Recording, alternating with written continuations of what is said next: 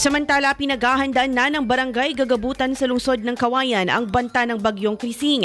Ayon kay Kagawad Ricky Kalapit, hindi na bago sa kanilang barangay ang mabaha kapag may mga ganitong bagyo. Subalit sa kabila nito, aniya, naghahanda pa rin sila sa maaaring maging epekto ng bagyong Krising, lalo na't pasok na sa tropical cyclone wind signal ang buong lalawigan ng Isabela. Kabilang sa paghandang ginawa ng barangay ang pagbibigay ng abiso kaugnay sa bagyo sa mga residente. Bukod dito, kung sakaling lumakas at magdala ng pag-ulan ng bagyo na magiging dahilan ng pagbaha, nakahanda rin ng kanilang mga bangka na maaaring gamitin sa pagresponde at bilang transportasyon. Hinahanda na rin umano nila ang mga evacuation centers na maaaring maging pansamantalang tirahan kung aabot man umano sa punto na kailangang lumikas ng mga residente. Inaayos na rin umano nila ang mga first aid at emergency equipment na maaaring gamitin.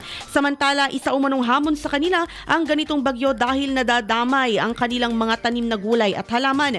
Ang barangay Gagabutan ay isa sa mga supplier ng gulay sa lungsod ng Kawayan.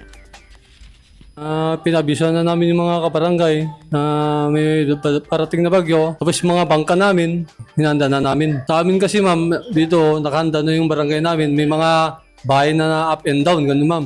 Kaya pag may baha na, may mas na yung tubig, sa kapitbahay na kami ma'am pupunta.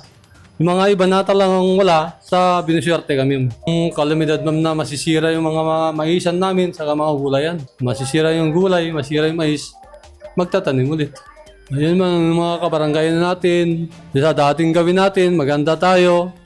Hindi yung saka tayo gagalaw pag nandyan na yung tubig. Safe sa atin lahat na kabarangayan.